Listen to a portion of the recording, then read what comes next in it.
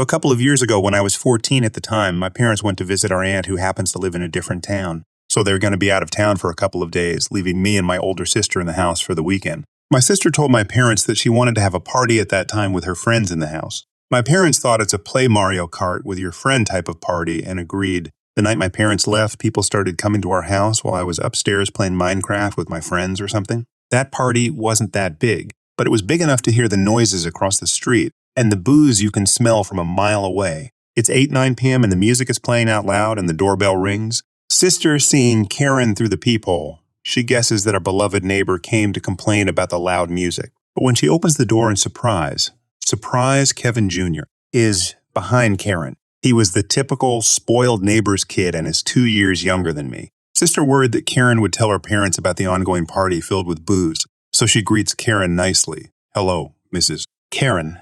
Karen with a glued smile on her face says, Hi there, sweetie. It seems that you are having fun tonight.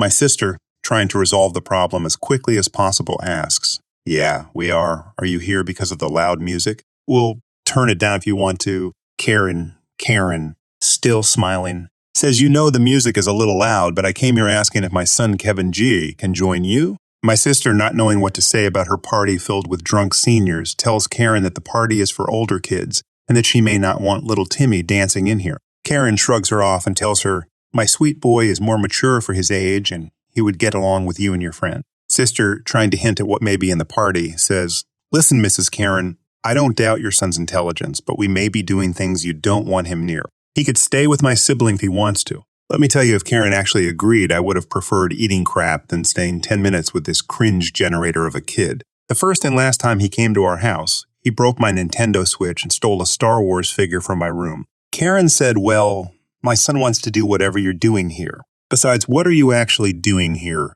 Drugs? Sister gave up and told Karen, No, Karen, we don't want your son in here. Please just go home and we will turn the music down. Karen's smile faded away and her tone turned serious and yelled, Where is your mother? Let me talk to her. While everything is happening, Kevin Jr. is standing behind, waiting for his mom to find him something to fill his boredom. And trust me, he does not care about what is happening here. Sister, shocked, told Karen that our parents weren't home and said, You really don't care that your son would join a party filled with drunk people? Oh, so you were drinking? How could I have not guessed the smell coming out of your mouth? I bet you were doing drugs too. Sister gets angry too and tells Karen, What do you want now? We're not doing drugs, Karen, infuriated, says, Don't you dare speak to me with that tone. Take my son or I will call the police on you. My sister, scared as heck, gathers her courage and tells Karen to get lost and shuts the door in her face. She quickly cleans the house, tells her friends to go, puts the alcohol in the cabinets, and some were so drunk that it was like living hell in 20 minutes. And while cleaning the house, Karen jumps out of nowhere at the window, phone in hand, trying to take a video of my sister with a smug face, but sister gets to spot her and pulls the curtains quickly. The police then arrive thinking minors are having a party while snorting some cocaine, check the house, and find nothing suspicious other than my sister's booze-filled breath. Apparently, Karen moved the alcohol out of the entire picture and only called the cops like they're growing crack in the party. So they couldn't connect my sister's alcohol consumption with Karen's accusation and the party. Unfortunately, Karen's video turns out to be useless from her video shooting skills and actually backfired and caused her to be charged with invading my sister's privacy. The pandemic wasn't kind to me or my future husband. His company folded right before COVID took off, and then my company, which was planning to close at the end of the year, decided to go ahead and pull the plug. Right before that magical unemployment bonus took effect, so neither of us got more than the base amount. Last summer, before the eviction moratorium took effect in our state, we made the decision to let our apartment go, to avoid having an eviction on our record, and move in with his parents. He was able to find work through the union, but it has been slow going. Last fall, I got a job that allowed me to work from home, but it was through a temp agency and in a field I knew nothing about. During this time, he has been working his backside off to get moved to higher paying work, and I have been working, learning this job and taking on extra assignments with the hope of getting offered a permanent position with the company. We pay rent and contribute towards utilities. We also buy our own food, own bathroom and cleaning supplies, etc., while we have slowly gotten back on and are waiting for the moratorium to be lifted so we can finally move out again. Rentals are almost non-existent in our city right now. His mom and stepfather have a lovely home. His stepfather has an excellent job and earns more than enough money so his mother doesn't and has never worked. Unfortunately, his mom is a master manipulator. She is constantly trying to guilt us into doing something by making up elaborate stories, like this past weekend he went to work for some overtime and I decided to sleep in until 8. My phone was blown up for an hour with some back and forth story from his mom about how she needed help canning some fruit and couldn't ask her friend over to help because the bathroom was too embarrassing. I clean the hall bathroom every Saturday. When I didn't answer, because I was asleep, the messages got more and more frantic, and eventually I have to clean this bathroom because I need help with these peers, and I'm going to charge you $200.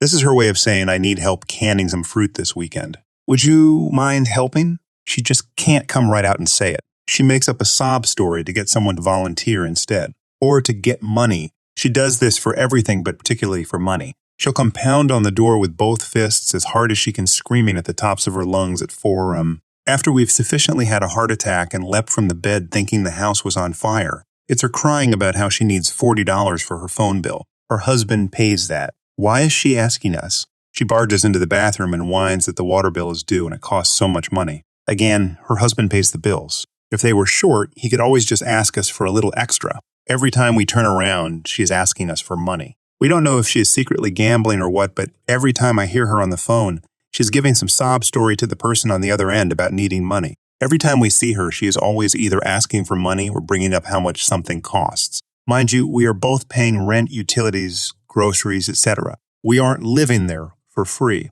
Even still, it's not like she and her husband are destitute. I just think she's spending money like crazy and trying to keep him from finding out. Well, recently I just found out that the company I've been working for is taking me on permanently. This comes with a significant pay raise plus signing bonus, which will just about pad the rest we need for the deposit on a house once one comes available. I told my future husband to keep his mouth shut. Don't tell her about the position change, and certainly not about the raise. Got up this morning and she was laying on the money talk thick. Turns out, she went into my phone while I was in the shower, saw a text I sent to my own mother about the salary increase, which does not take effect for another month, and demanded I pay her the entire difference because now I could afford it, but asked that I don't tell her husband or he will throw us out because now we can afford to live on our own. Now it makes sense that her begging for money always seems to correlate with me or my future husband working overtime or getting extra money somewhere. She's been going through our phone and mail. I don't know what to do. We don't have any friends or relatives that have room for us to move to temporarily and until the moratorium is lifted.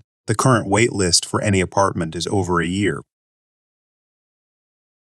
I work at a big-name wireless carrier and have plenty of entitled people stories, but this one was just horrible to watch. This was a few months ago. A family of 5 walk in, so I got to greet and help them. There was a grandma with her son in his mid-20s, girlfriend, wife, and their 2 small children. So we have grandma, entitled mother, entitled father, and small child 1 and 2. The purpose of their visit was to upgrade grandma's iPhone 8. She didn't speak English, and I did not know her language, and all my coworkers who did were busy, so I communicated with the entitled parents, but also tried my best to use Google Translate to talk with grandma. The actual whole account was under grandma's name. The 2 parents were on her account. For those who don't know, if you're under someone's wireless account, all your actions fall on them. If a phone that you finance goes unpaid, the collections go to the account holder. They technically own your phone number even if you pay for it, so all responsibilities fall on them. Depending on the account holder's credit, you can only put 0 down on so many phones. Most accounts have a limit of like $5,000 financing. Anyway, I went over options with grandma for financing a new iPhone 12 and even had a trade deal to make it cheaper for her, but we had one problem. The bill was in delinquency, and the system will not let us finance our new devices if it is, so the entitled parents get involved. They ask why their bill is so high, so we go over the PDF with them, and 80 of the bill was from the entitled mother and father. They both had a Samsung Stents financed out with insurance, and both had 3+ accessories, cases, screen protectors, speakers, and wireless earbuds, etc. So that was an easy extra $200 a month just for the couple stuff. They talk to the grandma. She pulls out her credit card and forces her to pay the delinquent bill. But wait, the entitled mother spots the new, at the time, Galaxy Note 20 Ultra. $1,300 phone, $1,450 after taxes and fees. Suddenly, they forget grandma's upgrade and start talking to me about financing options for this phone for both parents. I remind them that their 20s are still being paid off, so if they upgraded to the new Note, they would be paying over an extra $100 a month for 2. Also because their financing limit will be reached, grandma will have to wait a long time to finance a phone for her on her own account. Grandma, the entitled father, and entitled mother all have a conversation between themselves for a few minutes, and I give them some privacy to talk. The entitled father and entitled mother approach me and say they're not upgrading Grandma today, but they both want the Note 20 Ultra today. I got my coworker who speaks their language to talk to Grandma to confirm that she's okay with this. She was, so I go over the cost of financing them. Again, reminding them the phones they cost last year is not paid off yet, so they can expect a large bill increase. Poor Grandma. They don't care, and I proceed. I bring the phones out and start to ring them up, but because the financing credit was pretty much maxed out at this point, and one phone would need a $300 down payment plus take today, so total would be like $450. They say, "Can you give us just a minute?" So I do. The entitled mother called Kid One's soccer club and canceled her classes for the next month to help cover this, makes calls to some other family members, and at this point I give them privacy. Then they signal me over for a question, so I stick around. I overheard the entitled mother to the entitled father, saying that for the remaining $200 they need, they can simply skip the kids' breakfast for a week or two and make plain pasta for dinner every night for the next few weeks. The entitled father agrees and says that the kids are fine eating plain pasta every day for a few weeks. At this point, they take a notebook from Grandma and ask for a few more moments and start writing a bunch of numbers down. I try not to overhear, but they even say how they're going to cut back on the kids' juice and snacks for a while. I tell them that I can hold the phones for them if they want to do it next weekend,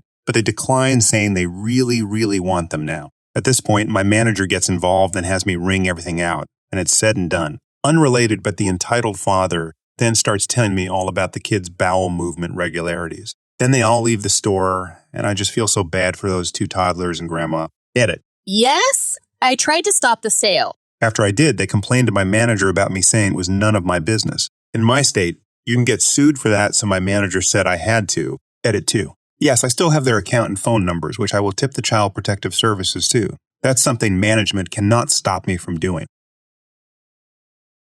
We used to have a 2004 Kia Sedona van. At this point, it was over 10 years old with over 100 miles on it. It was geriatric, but it was our only vehicle, so what could we do? One day, the car won't turn over. We had recently, bought a new battery from the big box mart store. You know what I mean? New batteries come with a warranty of either 6 months or a year. Whatever it was, we were right inside of it. It's a Sunday, and my husband is due at swing shift next afternoon for the IRS, something he definitely cannot miss. So he gets the battery out, puts it in a bag, and helps me load it into my carry-on suitcase. Why? Why, I had a bus pass from college, and I could ride for free. The closest store with a Tire Lube Express Center was about 5 miles away if you drove. But because it's a bus, it'll take me 20 minutes to get down there. I asked my driver to drop me off on the north side of the light, courtesy stop, so I'm not forced to walk far to get to the store. It was off the main road a bit, which isn't so bad when you're in a car, but it's a lot when you're pulling a suitcase in the heat with a heavy battery the same size as one for a truck. He said no and pulled up to the main stop, which adds a half mile of walking to my trip. I ain't never had a courtesy stop denied unless it was a safety concern, like the driver would be impeding traffic. I get that, but this had me frustrated. I'm a big chick with genetically cursed knees. The reason I'm big, so walking is more difficult for me, so it's hot. The suitcase helped with some of the weight. Thank you, physics and leverage, but I'm sore and salty by the time I make it all the way into the back of the store, having been checked by employees 3 times because I'm wheeling in a suitcase before I even made it into the back. Simple request to the attendant. Will you test my battery for me? Attendant tests it, and it comes back fine. Nothing wrong with it, so it doesn't warrant a replacement. Well, obviously there's something wrong, or my van would at least click when I tried to start it. I got nothing at all. Sorry, my equipment says it's fine. Whatever, I'm ready to be done. The tire place closes in less than an hour, and I had to time it perfectly to get my bus home and all the walking involved. Thankfully, the return stop was closer, but I didn't know that at the time. What else could I do? Well, could you just put it in charger for me then? I asked the attendant. It won't be fully charged by the time close. That's fine. I understand my alternator could take care of it. I am not a helpless chick when it comes to cars. So she throws it on the charger, and I sit down in the designated waiting area so I won't miss her when she comes back out. It happened before, and I lost a tire that way. Long story. About 15 minutes later, she comes out without my battery, which I thought was odd because they're now T-minus 10 minutes to closing. So I put your battery on the charger, and the charger won't connect to it. The attendant tells me, "What does that mean?" I know enough about cars, not electronics, and battery power storage. It means I can't charge your battery for you today. I am beyond frustrated knowing that my van takes a truck-sized battery and was therefore at least $135 for the cheapest one they had in stock. Thankfully, it makes my brain run mega fast and helped me out for a change. Cue malicious compliance. Why does your machine fail to connect to a battery? What are the reasons? I ask the attendant. It's either the leads on the machine, which we checked, or the battery itself. I'm sorry. Sorry. So does that mean my battery is faulty? Attendant doesn't say anything. Logically, despite what your first machine said, my battery not being able to charge means it's faulty. And as I am in warranty, I'm due a replacement, right? I continue.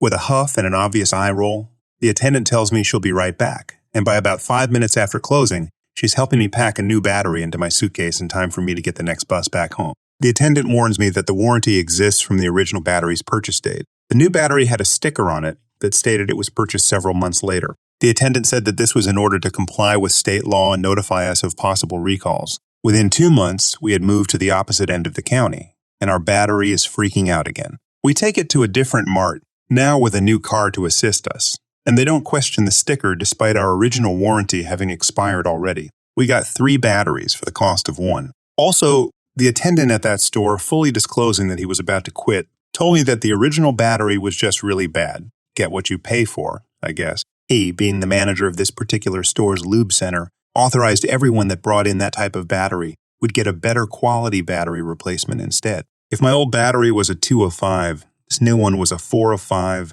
It lasted until my van went to the scrapper. Rest in peace, old girl.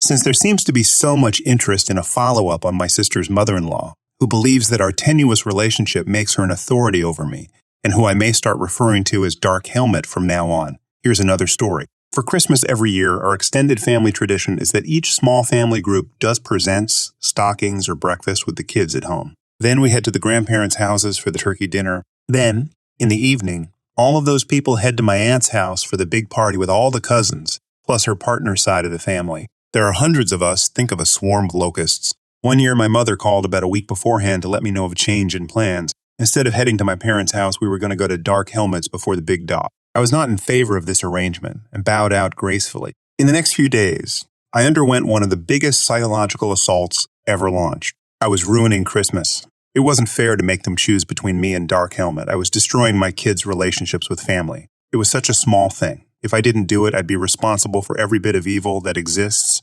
blah, blah, blah. It was relentless. And I buckled on the 23rd when they got to my kids, who told me that they really wanted to go. They were relieved and started telling me all about their plans, none of which I cared about. But the highlight was going to be her normally shy husband's performance of his favorite song. Once he'd had a few drinks in him, you see, I'd be in for a real treat. The day of, we head to their place. She was on her best behavior. She only had a problem with the way I cooked the ham I bought, how I'd worn my naturally curly hair. Curly with how my outfits always consist of dark colors, with how I was wearing a sweater that showed too much, with how I was wearing heels even though I'm already so much taller than her, how much more vain I am than she is, and a few more that I've forgotten. Before the food was an hour away from being ready, Dark Helmet's husband had consumed enough alcohol that he felt ready for the night's entertainment highlight. We all gathered around in the living room. Then he opened his mouth and completely botched the words. He even got the title wrong, and it was the most repeated word in the entire song. Think someone singing macaroni instead of Macarena. I politely clapped with the rest of them and headed outside for some fresh air, hoping to avoid being asked for a critique. Dark Helmet cornered me just inside the door when I headed back inside. So what did you think of Jeffrey's performance? That's not his real name. It was nice. I'm not familiar with that version, but he did a surprisingly good job. That's where I went wrong. What do you mean? That's the only version of the song. The version I heard was the actual name of the song. She laughed at me, and then went to make fun of me for it with everyone else in the house. How silly I was, trying to correct her husband on a song he's been singing for decades. Hilarious. They got such a kick out of proving me wrong. She kept harping on it, so when I finally got frustrated enough to throw caution to the wind, I offered to bring it up on my phone. Guys, she forbade me to use my phone to do a search and bring up the video. Forbade me. I, of course, did it anyway, and then she tried to grab the phone out of my hand. We had a legit tussle in the hallway, and she started yelling. Everyone came running to see what I'd done to set her off, because that was the only reasonable conclusion. I told them that it was time for me to go, and I just wanted to be left alone to gather my things and get the kids ready to go home. This was unacceptable, and I found myself surrounded by a coven of shrieking harpies, all intent on having their say. Her husband wanted an apology. My sister wanted me to just do it to keep the peace. My parents were off on a look what she's done now. Tangent, my brother-in-law, wanted me to show respect to his mother, and his inebriated brother just saw people in a confrontation and decided to just throw out random loud words in the same direction everyone else was facing. I managed to get all of my stuff together and got my kids dressed to go. That's when Dark Helmet decided to ban me from Super Party later that night. I figured it would be best to skip it anyway, so no big loss. But then things went sideways when she decided that she'd allow me to leave, but my kids had to stay. They were not going to let me ruin Christmas for my precious babies. They straight up backed me up through the door, then shut and locked it. I stayed outside on the lawn in 3 feet of snow, in -30 weather, for about 15 minutes, weighing the pros and cons of calling the cops and trying to stop myself from going nuclear. Luckily, a patrol car passed by, so I flagged them down. They went to the door with me so that I could collect the kids and head home. Luckily, I had picked up the fixings for dinner already, so we still managed to have a decent Christmas when we got home, all things considered. Oh, and I gotta hear my daughter say, "Mommy, I think Dark Helmet is bad fit insane." Growing up, I've always liked Germany and Japan, especially the cars. My favorites are Porsche and Lexus, and my mom's ex-husband wasn't into cars. He hated just about every piece of clothing I owned. I have mostly Adidas stuff and a few shirts and hoodies with Porsches and Lexuses on them. So one day, when I'm getting ready for my first day of school after the pandemic, Mom's ex-husband, who I'll call Keith, not his actual name, but his actual name is so bad it might as well be Keith, stops me and looks at me dead serious and says, "I want you to take off those raggedy pieces of shit and throw them in the trash along with any clothes you have in the washer." I looked at him, laughed, and walked out the door. I thought I looked pretty good that day, and it was made me really happy seeing my friends really hadn't changed since March. Then when I got home, Keith was stuffing all of the clothes from washer into a trash bag. I asked what he was doing, and he said, "I'm tired of you trying to present as rich. Take this bag out to the trash, and don't take anything out of it." I looked at him, and I kept repeating how he can't be serious. He said he was dead serious and went into my parents' room. I decided to see how much of my clothes I was going to lose, and to my surprise, it was just some socks, a pair of jeans, and 2 shirts. I was about to take them out when I noticed Keith threw his clothes in there, too. He's a stereotypical stepdad and doesn't do anything, so there's no way he would have known my mom washed his clothes with mine. Then I took a moment to check some receipts in my room to see how much I'd be set back if I actually put this bag in the trash, and I figured out it'd be around $40. Not much of an issue there. So this is when the malicious compliance kicks in. I took the bag to the trash can and set it at the end of the driveway for trash day tomorrow. It comes at 6. So imagine Keith's surprise when he gets up at 6 to find that he has no clean work shirts, no clean socks, and no clean pants. It made him absolutely livid, and he quite literally yanked me out of bed to scream at me. He pinned me to the wall and yelled about how his clothes were missing, and I told him your clothes were in that bag, and had you been paying attention, you wouldn't be in the situation. He just got up and walked away, struggling to find anything to wear. He eventually came back and very calmly asked to borrow a shirt and pants from me along with socks and a sweatshirt. I then proceeded to hand him each of the clothes he asked, but they were ones I didn't like and didn't wear often. He spent the whole day posting on Facebook and Instagram about how bad he looked, and it was so funny that I couldn't put my phone down. Now, this took place a fair bit ago. Okay, 1980. Okay, I'm old. Shut up.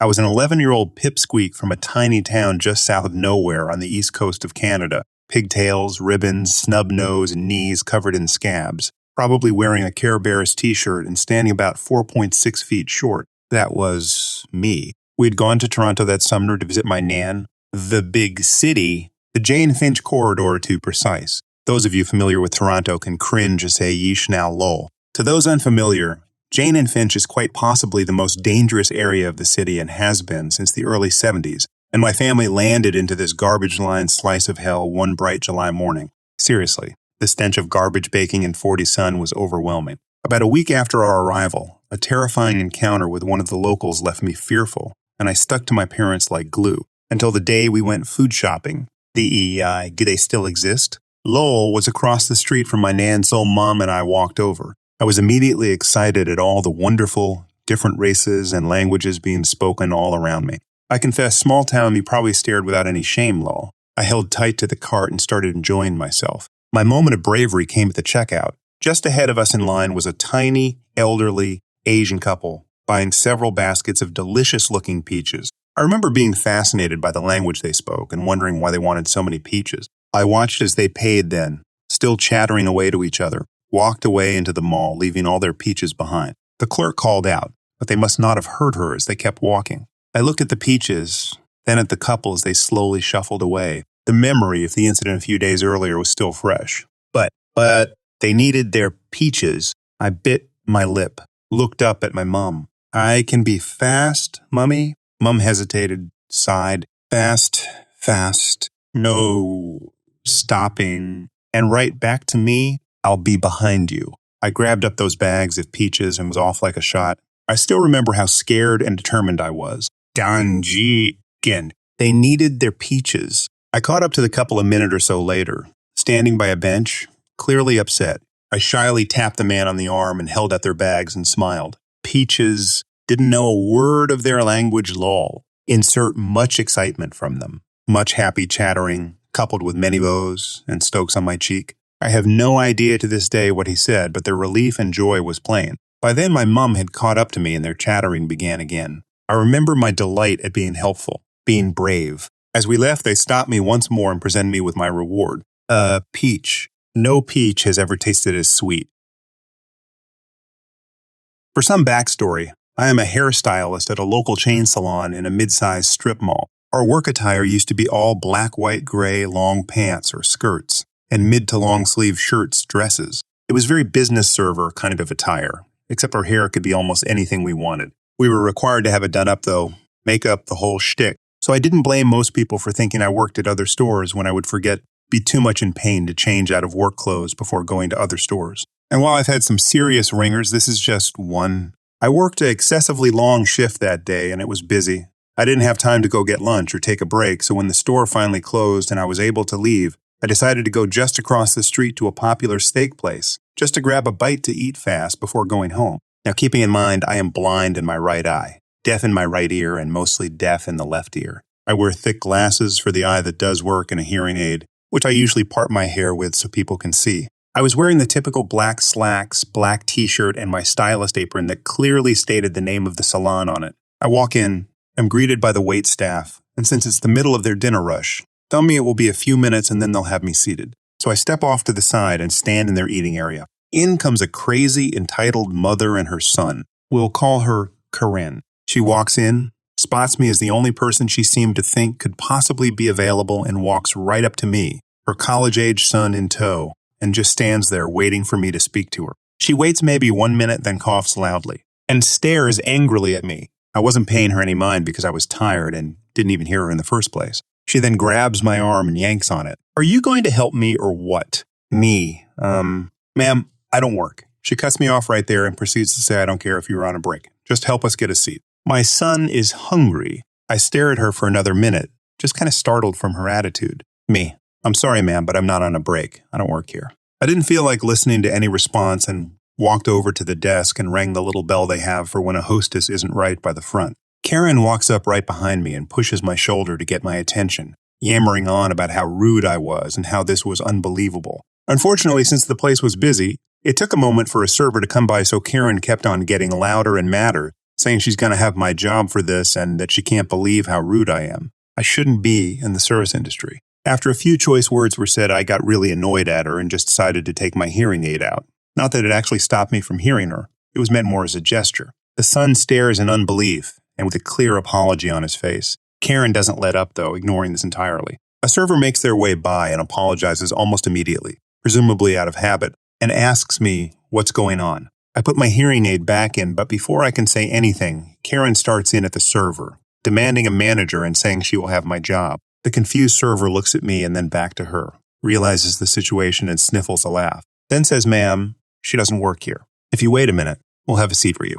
She then runs off to find a manager to diffuse the situation. Another server comes by to inform me that my table is ready, and when I follow him, Karen and her son follow us and try to sit down at the table he shows me. I stare at her a moment, baffled, and then look at the server who at first hadn't thought anything of these people following me. I tell him that they are not with me, and Karen loses her marbles, starts yelling about how a server isn't going to be seated before a customer. He looks at her and at me, very confused. The manager arrives and asks the lady what wrong, and having been slightly briefed by hostess, knew her mistake was thinking I worked there. He informed her that this table is mine, and that I don't work here. She starts screaming at him, retelling her crazy version of this incident, and how on break or not, she deserves the seat more than I did. I just decided to walk over to the bar, not far from the table, and sat in one of the seats there. The manager tells her she has to leave or he would be calling security. She huffs and whines, but then gets up and leaves with her son. It was really ridiculous.